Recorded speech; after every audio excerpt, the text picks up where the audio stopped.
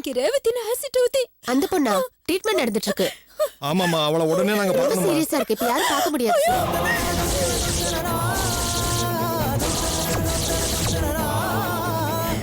இல்ல டிஸ்டர்ப் பண்ணாதீங்க, பார்க்க முடியாது சார், கொஞ்சம் போங்க.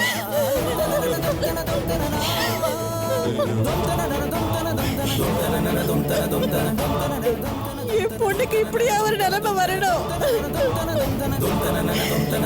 கடவுளே, என் பொண்ணு உயிருக்கு எந்த ஆபத்தும் வரக்கூடாது.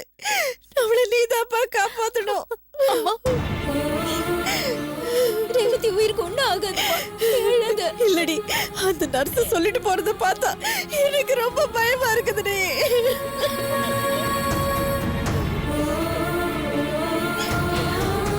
அம்மா ப்ளீஸ்மா, அழாதம்மா.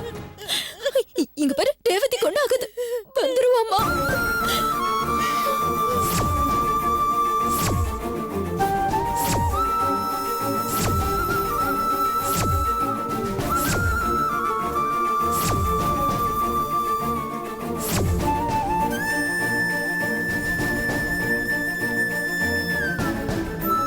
ஆசிட் கேஸா?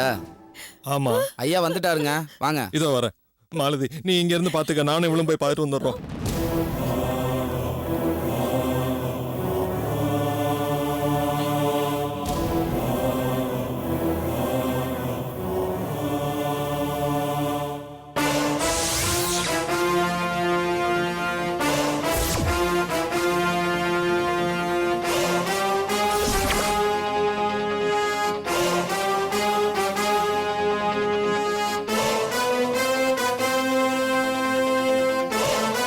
சார், இவங்க தான்.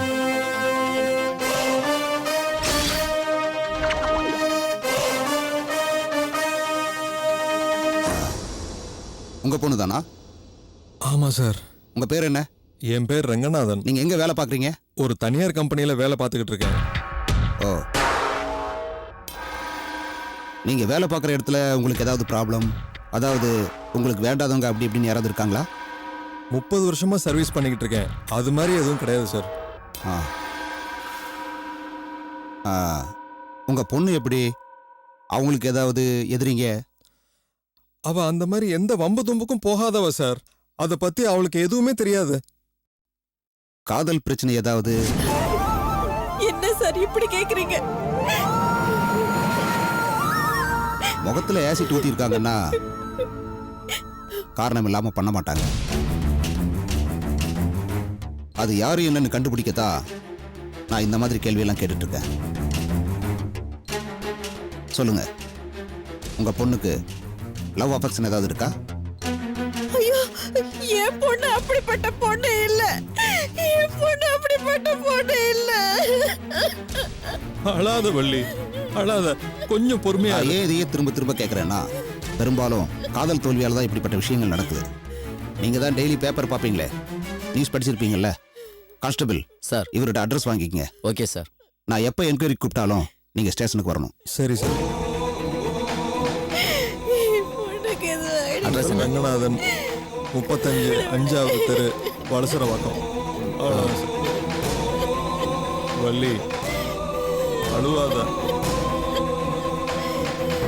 எங்க டாக்டர் உங்களை வர சொன்னாங்க, உள்ள போங்க. சரிம்மா, வா.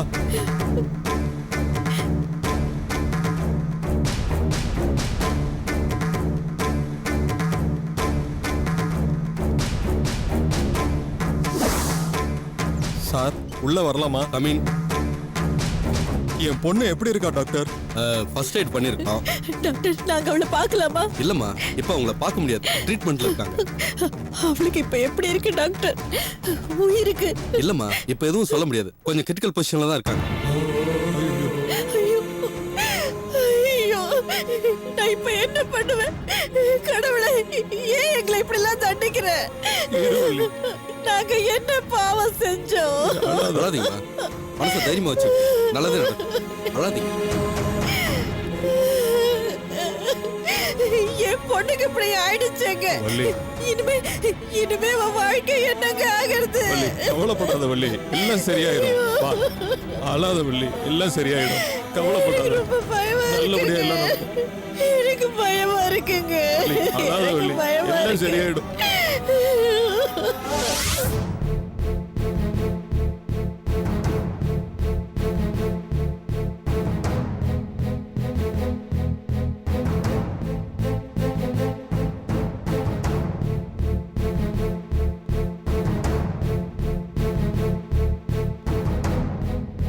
என்ன மேடம் இப்பவே வாக்கிங் ஸ்டார்ட் பண்ணிட்டீங்களா?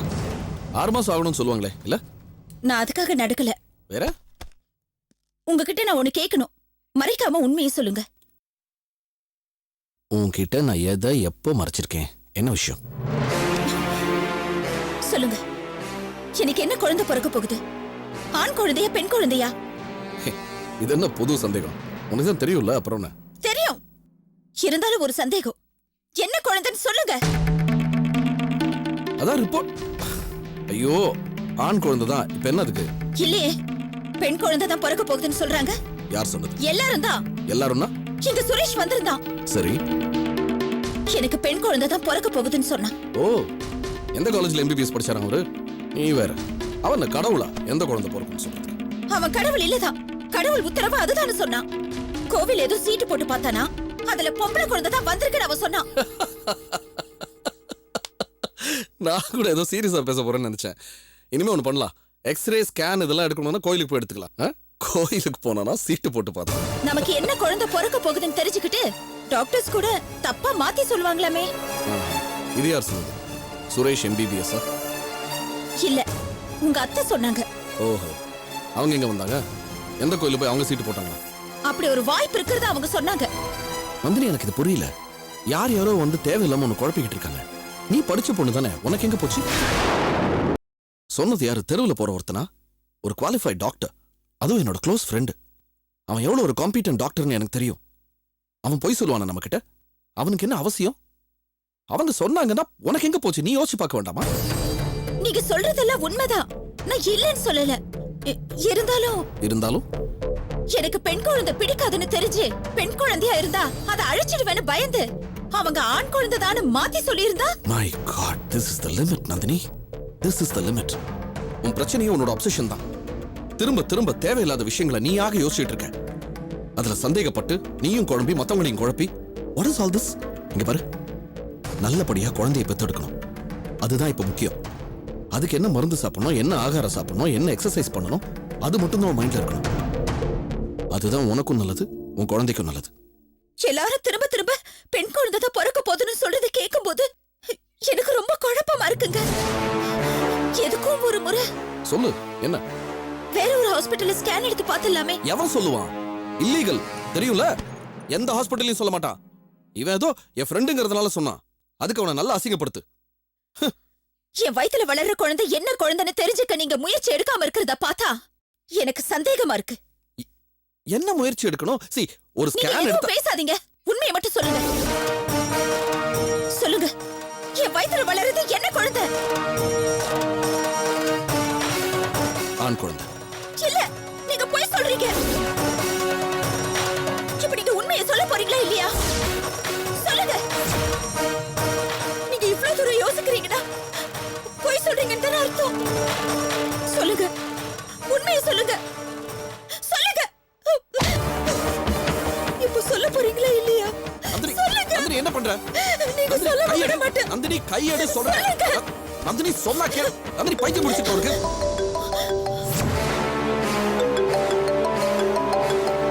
பாரு யாரு? ஹலோ நந்தினி, நான் மாலதி பேசுறேன். அக்கா. என்னக்கா குரல்ல ஒரு மாதிரியா இருக்கு? அது உன்கிட்ட எப்படி சொல்றதுன்னு தெரியல. என்னாச்சுக்கா? மாமா வலை ஏதாவது பிரச்சனையா? அதெல்லாம் இல்ல. நம்ம ரேவதி ரேவதிக்கு என்னாச்சு? ரேவதி முகத்துல யாரோ ஆசிட் ஊத்திட்டாங்க. என்னக்கா சொல்ற? ஆமாடி, என்னாச்சு? காலேஜுக்கு போற வழியில யாரோ அவ முகத்துல ஆசிட் ஊத்திட்டாங்க. இப்ப ரேவதி எங்கக்கா இருக்கா? GHல அட்மிட் பண்ணிருக்காங்க. நானும் அங்க தாண்டி இருக்கேன். இருக்கா? நானும் உடனே வரேன். என்னாச்சு? எனக்கு எப்படி சொல்றதுன்னு தெரியல. என்னாச்சு? ரேவதி முகத்துல யாரோ ஆசிட் ஊத்திட்டாங்களா? GHல இருக்காளா? சரி, நீ ரிலாக்ஸ் பண்ணு. முதல்ல நீங்க பாரு, நீ காமாரு. நீ வா நம்ம முதல்ல அங்க போலாம்.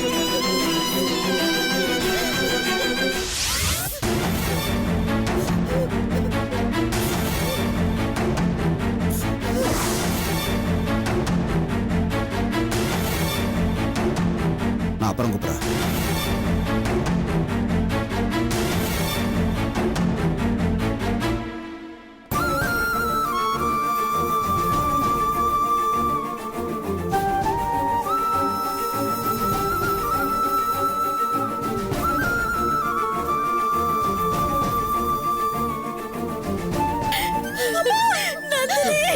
அம்மாடி.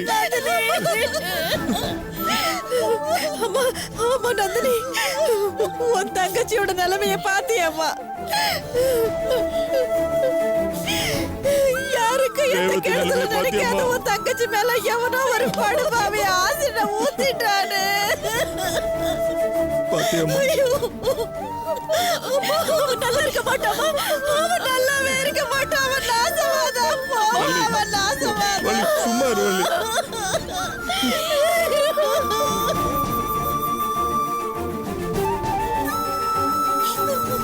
அம்மா, யாரும்மா யாரும்மா இப்படி பண்ணது? யாருக்கிட்ட தெரியும்? யாரும் சொல்ல மாட்டேங்கிறாங்களே. ஹாஸ்பிடல்ல இருந்து போன் வந்துச்சு. ஆனா யார் ஆசிட் ஊத்துனாங்க, யார் வந்து சேர்த்தாங்கன்னு எதுவுமே எங்களுக்கு தெரியல. டாக்டர் என்ன சொன்னாங்க? எங்க சொல்றாங்க, என்னன்னே சொல்ல மாட்டேங்கிறாங்க மாப்பிள்ள. சரி, நீங்க உள்ள போய் பாத்தீங்களா இல்லையா? அவ எப்படி இருக்கிறான்னா அந்த ஆண்டவனுக்கு தான் தெரியும். என்ன இது வரைக்கும் அவளை என் கண்ணில் காட்டவே இல்லை. ஏன் இப்படி எங்களுக்கு கண்ணில் காட்டாம இப்படி மறைக்கிறாங்கன்னு எங்களுக்கு புரிய மாட்டேங்குது. நான் இப்பவே உள்ள போய் ரேவதியை பார்க்கணுங்க. அவளை பார்த்தா தான் எனக்கு நிம்மதியா இருக்கும். உள்ள விட சொல்லுங்க. கொஞ்சம் அமைதியா இரு நந்தினி, ப்ளீஸ். கொஞ்சம் அமைதியா இரு. நான் போய் டாக்டர்கிட்ட பேசுறேன் மாமா. இல்ல வேண்டாம் மாப்பிள்ள, அவ ஏற்கனவே ரொம்ப சீரியஸா இருக்கான்னு டாக்டர் சொல்லியிருக்கிறாரு. ஆமா, ரேவதிக்கு இப்படி ஒரு நிலைமை வரும்னு நான் கனவுல கூட நினைச்சு பார்க்கல. அவளுடைய எதிர்காலமே வீணா போயிரும் போல இருக்கு. கடவுளே. அப்படிலாம் எதுவும் ஆகாது மாமா. அப்புறம் எதுக்கு டாக்டர்ஸ்லாம் இருக்காங்க? நான் டாக்டர்கிட்ட பேசுறேன். நீங்க ரிலாக்ஸ்டா இருந்தா தான் அவங்க எல்லாம் அமைதியா இருப்பாங்க. அண்ட் ஃபர்ஸ்ட் ஆஃப் ஆல் ட்ரீட்மெண்ட்டை பத்தி கவலைப்படாதீங்க. தேவைப்பட்டா பிளாஸ்டிக் சர்ஜரி கூட பண்ணிக்கலாம். செலவு பத்தி பார்க்காதீங்க, நான் பாத்துக்கிறேன். சரியா? இல்ல மாப்பிள்ள, நீங்க என்னதான் ஆறுதல் சொன்னாலும் டாக்டர் சொல்லதை கேட்கும் போது எங்களுக்கு ரொம்ப பயமா இருக்கு மாப்பிள்ள.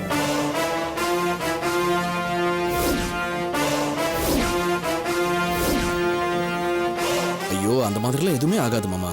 நான் தான் மறுபடியும் டாக்டர்கிட்ட பேசுறேன்னு சொல்றேன்ல. ஃபர்ஸ்ட் நீங்க நம்பிக்கையோட இருக்கணும், அதுதான் முக்கியம்.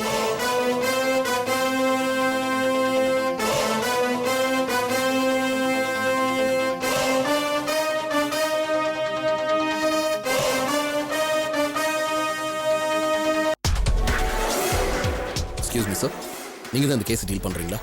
அது யாரு என்னன்னு ஏதாவது தெரிஞ்சுதா? முதல்ல நீங்க யாருன்னு சொல்றீங்களா? நான் அந்த பொண்ணோட பிரதர்ங்களா. உங்களுக்கு அந்த பொண்ணை பத்தி ஐ மீன் அவளுடைய குணம், பழக்க வழக்கம் அதெல்லாம்? நல்ல பொண்ணு சார், ரொம்ப நல்ல பொண்ணு. அவ உண்டு, அவ வேலை உண்டுன்னு இருப்பா. ரொம்ப நார்மல் கேர்ள் சார். அவ மேல ஆசிட் வீசி அடிக்கிற அளவுக்கு யாருக்கும் விரோதம் இருக்கும்னு எனக்கு தோணல சார். ரொம்ப நார்மல் கேர்ள். அதெல்லாம் வீட்டில் சார். வீட்டில் எல்லா பிள்ளைகளும் அப்படித்தான். நல்ல பசங்களாக தான் இருப்பாங்க. ஆனா வெளியில அப்படியே கான்ட்ராஸ்டா இருப்பாங்க. இன்ஸ்பெக்டர் சார், மத்தவங்க வேணா அப்படி இருப்பாங்க. என் தங்கச்சி அப்படி இல்ல. அவ ரொம்ப நல்ல பொண்ணு சார். இத பாருமா, அவ ஏதாவது லவ்ல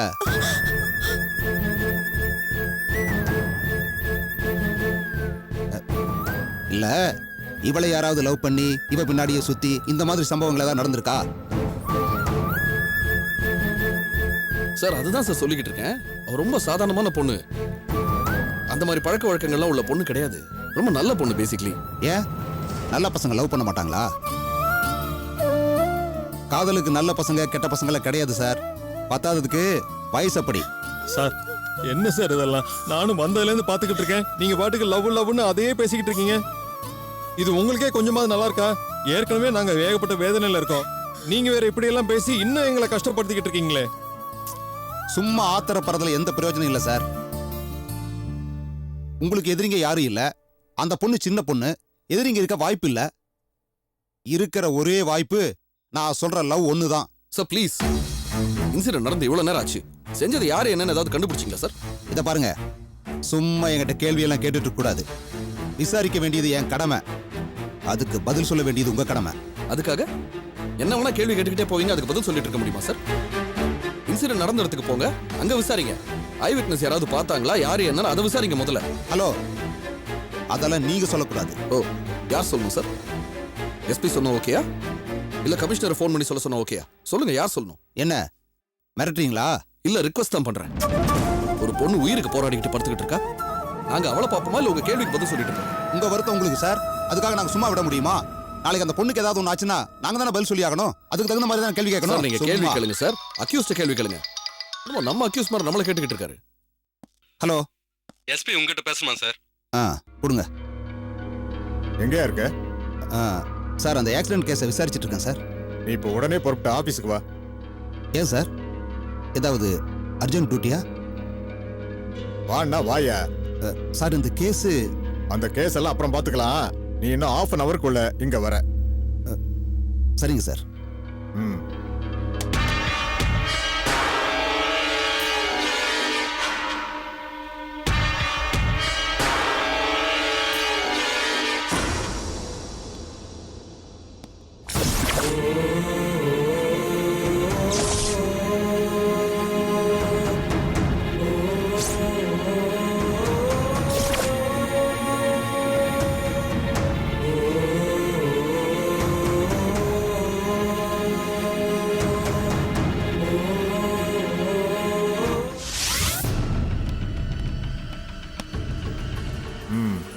அந்த காலேஜ் பொண்ணு மேல ஆசிட் அட்டாக் விஷயமா எஃப்ஐஆர் போட்டாச்சா? இன்னும் இல்லை சார். குற்றவாளியை பத்தி இது வரைக்கும் எந்த தகவலும் இல்லை சார். ஐ விட்னஸ் பப்ளிக் பிளேஸில் நடந்திருக்கு சார். நிச்சயமா ஏதாவது ஐ விட்னஸ் இருக்கும். ஆனால் இது வரைக்கும் யாரும் சொல்றதுக்கு முன் வரல. இப்போ அந்த பொண்ணோட கண்டிஷன் எப்படி இருக்கு? உறுதியாக எதுவும் சொல்ல முடியல சார். சீரியஸாக தான் இருக்குன்னு நினைக்கிறேன். அப்புறம் ஏன் டயத்தை வேஸ்ட் பண்ற? தட்டுப்புட்டுன்னு கேஸை க்ளோஸ் பண்ண வேண்டியதானே? சார் எந்த தகவலும் இல்லாமல் எப்படி சார் க்ளோஸ் பண்ண முடியும்? தகவல் இல்லைங்கிறதுனால தான் சொல்றேன். உழைக்க சான்ஸ் இல்லை, சொல்ல சாட்சி இல்லை, கேட்க ஆள் இல்லை. அப்புறம் அந்த கேஸை போட்டு சும்மா ஜவ்வு மாதிரி இழுத்துட்டு இருப்பானே. கேஸை க்ளோஸ் பண்ணிட்டு பழைய பெண்டிங் கேஸ் எடுத்து பார்க்கலாம்ல. சார் அந்த குடும்பம் மொத்தமும் கதிகலங்கி போயிருக்கு சார். குற்றவாளி இன்னும் பிடிக்கலையான்னு கேள்வி மேல கேள்வி கேட்டுட்டு இருக்காங்க. அப்படி இருக்கிறப்போ எப்படி சார் இந்த கேஸை முடிக்க முடியும்? யோ, காலேஜ் போற பொண்ணு, எந்த எவிடன்ஸும் இல்ல, லவ் ப்ராப்ளம்னு சொல்லி முடிக்க வேண்டியதானே? ஏன் சார், இதுல பெரிய இடத்து ஆளுங்க ஏதாவது தொடர்பு இருக்கா? என்ன கேட்ட? எனக்கு எப்படி தெரியும்? இந்த மாதிரி சின்ன கேஸுக்கெல்லாம் நாட்களை வேஸ்ட் பண்ணக்கூடாதுங்கிறதுக்காக தான் சொல்றேன் நான். சார் சொல்றதை செய், விசாரணையை நிறுத்திக்கோ. சார் அந்த பொண்ணோட பேரண்ட்ஸ் கேட்டா நான் என்ன சார் பதில் சொல்ல முடியும்? எவன் கேள்வி கேட்கறானோ அவனை தூக்கி உள்ள போடுவேன்னு சொல்லி மிரட்டு. தன்னால ஆஃப் ஆயிடுவான் அவன். சார் அப்படியெல்லாம் எதுவும் செய்ய முடியாது. யோ, சொல்றேன்ல, அந்த கேஸை க்ளோஸ் பண்ணிட்டு வேற கேஸை போய் பாரு. ஓ, நிச்சயமா ஏதோ ஒரு பெரிய தலை உள்ள இருக்கு. இல்லன்னா இவர் எதுக்கு இந்த கேஸ் மேல இவ்வளவு இன்ட்ரெஸ்ட் காட்டுறாரு? இதுல இவருக்கும் ஏதோ சம்பந்தம் இருக்கு. யோ, ரொம்ப யோசிக்க வேண்டாம், கிளம்பு நீ.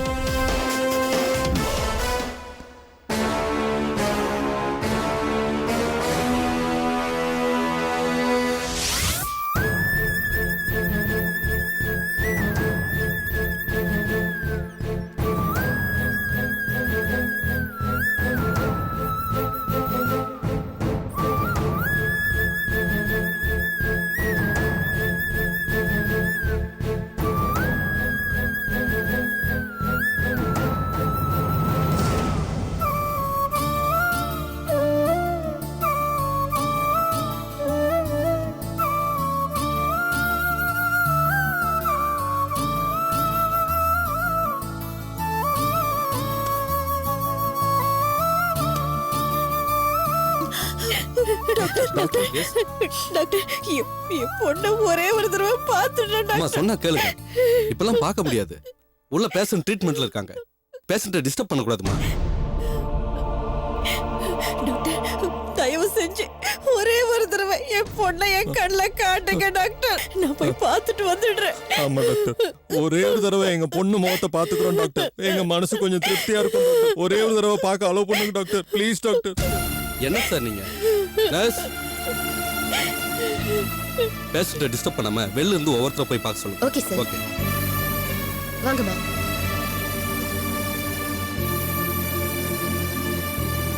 உள்ள வர வேண்டாம், வெளியிலே நின்னு இது வழியா பாருங்க.